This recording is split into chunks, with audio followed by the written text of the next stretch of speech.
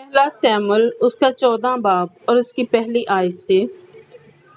اور ایک دن ایسا ہوا کہ سول کے بیٹے یونتن نے اس جوان سے جو اس کا سلاح بردار تھا کہا کہ ہم فلسطینیوں کی چوکی کو جو اس طرف ہے چلیں، پر اس نے اپنے باپ کو نہ بتایا۔ اور سول جبہ کے نکاس پر اس انار کے درخت کے نیچے جو مجرون میں ہے مقیم تھا، اور قریباً 600 آدمی اس کے ساتھ تھے۔ اور اخیا بن اخیتوب جو یکبود بن فنہاس بن ایلی کا بھائی اور سیلا میں خداوند کا کاہن تھا، افود پہنے ہوئے تھا، اور لوگوں کو خبر نہ تھی کہ یونتن چلا گیا۔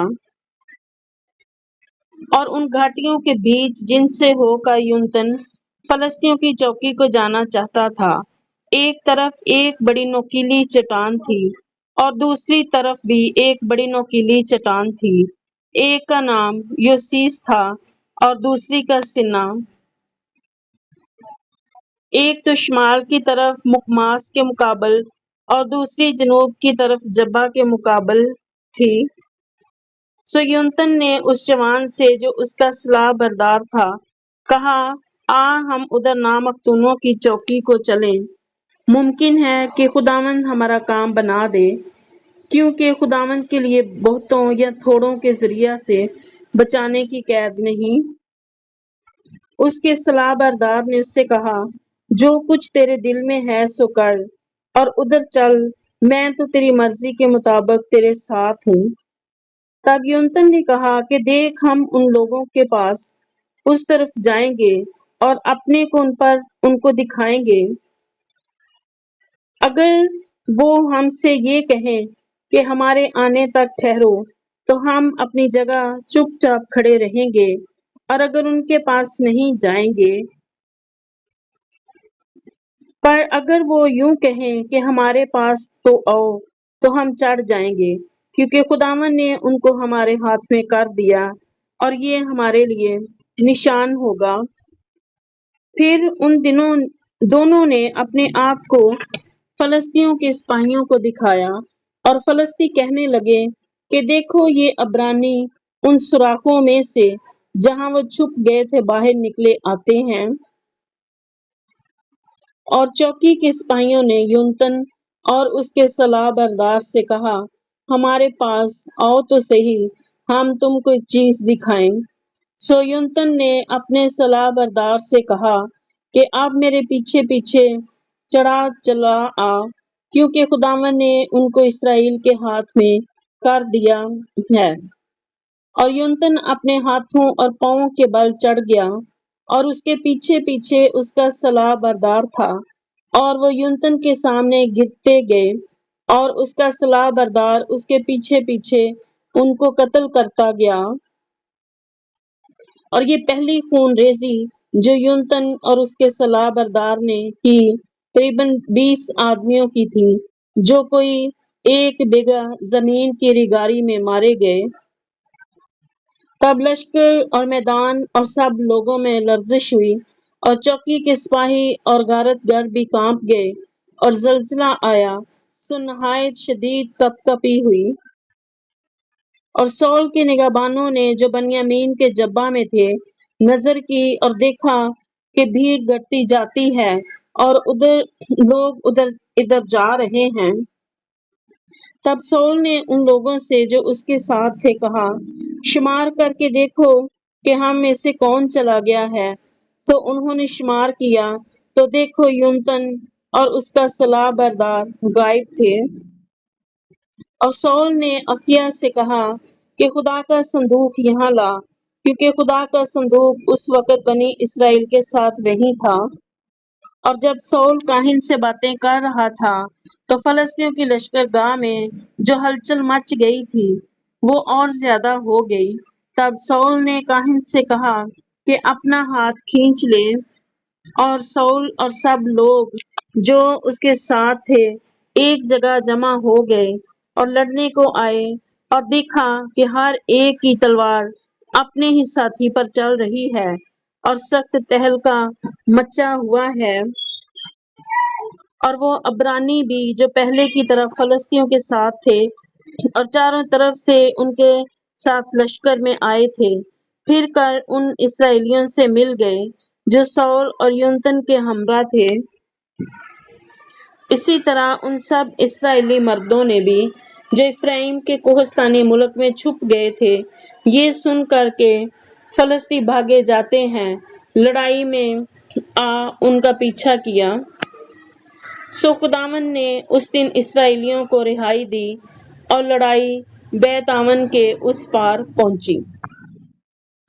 اور اسرائیلی مرد اس دن بڑے پریشان تھے، کیونکہ سول نے لوگوں کو قسم دے کر یوں کہا تھا کہ جب تک شام نہ ہو اور میں اپنے دشمنوں سے بدلہ نہ لے لوں، اس وقت تک اگر کوئی کچھ کھائے تو وہ مالون ہو۔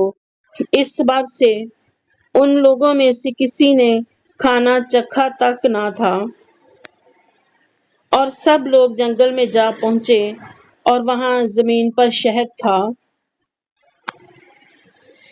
اور جب یہ لوگ اس جنگل میں پہنچ گئے تو دیکھا کہ شہد ٹپک رہا ہے، پر کوئی اپنا ہاتھ اپنے منہ تک نہیں لے گیا، اس لیے کہ ان کو قسم کا خوف تھا۔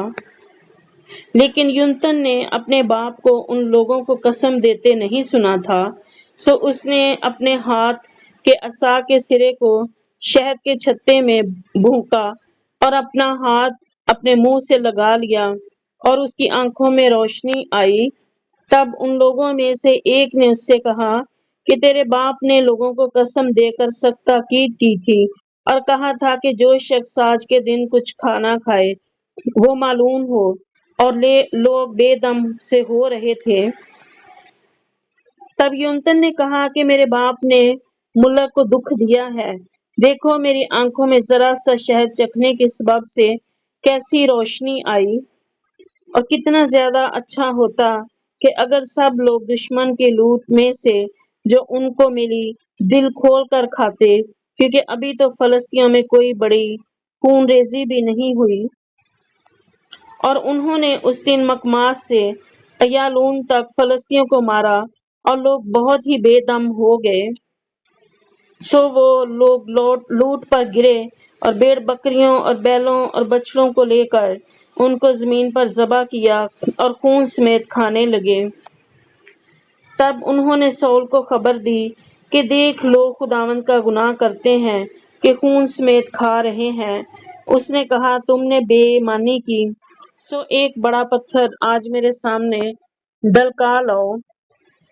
پھر سول نے کہا کہ لوگوں کے درمیان ادھر ادھر جا کر ان سے کہو کہ ہر شخص اپنا بیل اور اپنی بھیڑ یہاں میرے پاس لاؤ اور یہیں ذبح کرے اور کھائے اور خون سمیت کھا کر خداوند کا گناہگار نہ بنے۔